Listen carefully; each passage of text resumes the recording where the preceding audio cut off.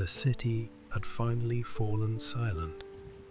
Gotham, a place where the shadows lived longer than the day, seemed almost peaceful under the blanket of night. High above the rooftops, in the heart of Wayne Manor, Bruce Wayne removed the last piece of his armor. The cowl was the final mask. He placed it gently on the table beside his bed, its ears casting elongated shadows on the wall. For the first time in a week, his face was bare, unprotected, vulnerable. The man behind the mask stretched out on his bed, still half lit by the faint glow of the moon.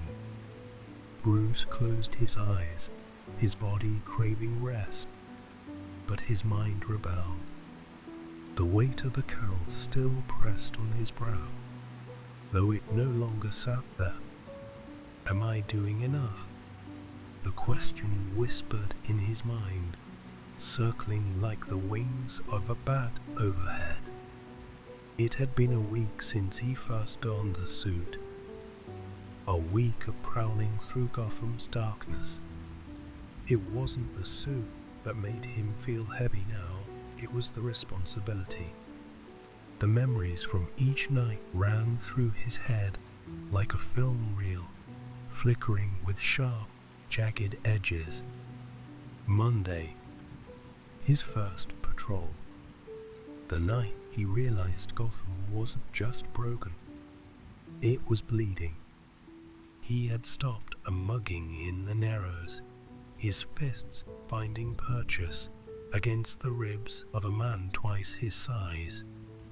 The adrenaline had dulled the pain of the counterblows, but later that night, bruises painted his torso in shades of purple and yellow. Fear, he muttered to himself. Fear is my ally. But how afraid were they? Really? When he pulled that terrified woman from the thug's grasp, her fear didn't subside, it shifted to him. She had screamed when she saw him, clawing at the air as though he might drag her into the same shadows where her attacker once hid. They'll understand in time, he had told himself. But would they? Tuesday brought a new challenge. The mob. Sal Maroney's men had been running drugs out of the docks. He had been so sure of his plan, stalking them from the rafters, disabling their vehicles, scattering them with smoke. Yet one of them, a boy barely in his 20s, had pulled a gun. Did I hesitate? Bruce turned in bed, his body betraying his attempts to find comfort.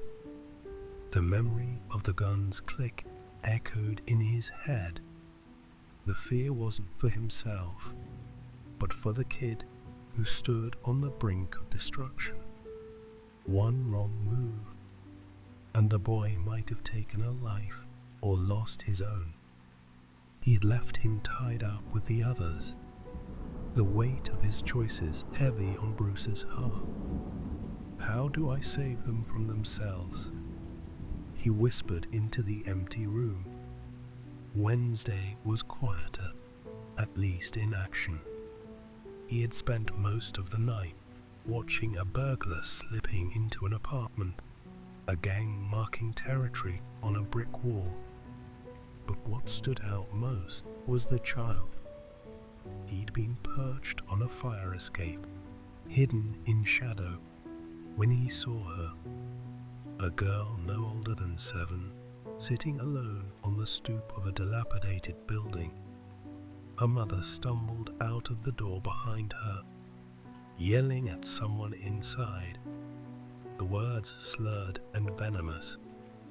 The girl had clutched a stuffed rabbit to her chest, its ear torn and dangling by a thread. She doesn't need Batman. She needs hope. He'd left her something money wrapped in a note that read, "Stay strong." It was all he could think to do, but as he lay there now, he wondered if it had been enough. Thursday brought pain. He'd underestimated a gang of street racers, their vehicles armed with more than just engines. A makeshift Molotov had exploded too close, the heat singing his cape and the shrapnel grazing his side. Alfred had stitched him up in the cave, muttering under his breath about the recklessness of it all. "Master Wayne, this crusade will destroy you if you let it." Alfred's voice echoed in Bruce's head now, a quiet reprimand. The truth of it stung more than the wounds. He had no answer for Alfred then, and he had none now. Friday blurred together, a long night of chasing whispers, breaking up fights, and dismantling a weapons deal.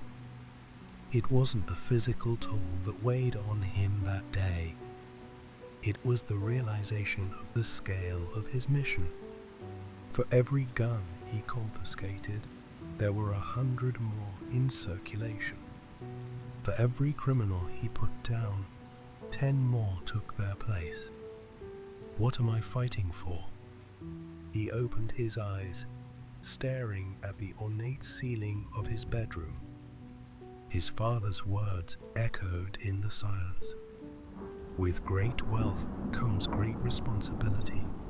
But this, Bruce muttered, this is beyond responsibility. Saturday, tonight. The week had ended with a fight he hadn't seen coming. Not against a mobster or a thug, but against himself. A young man, desperate and cornered, had thrown himself at Bruce, screaming about how the city had failed him. "Where were you when my family was evicted? When I had to sleep in alleys and eat out of garbage cans?" Bruce had disarmed him, leaving him bound for the police. But the words lingered long after.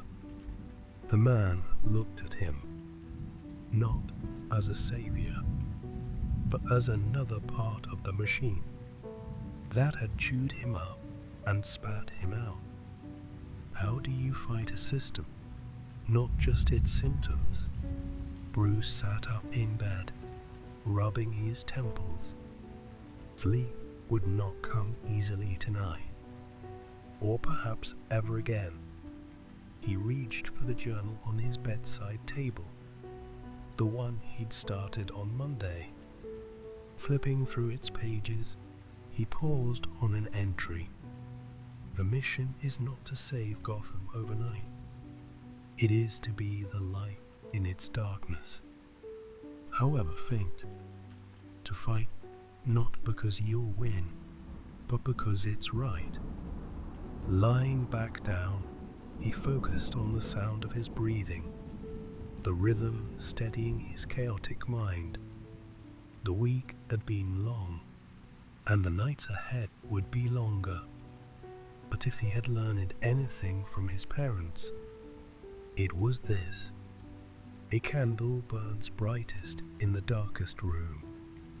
And so, the man who had become the Bat drifted into uneasy sleep, the echoes of Gotham streets still whispering in his ears. Good night,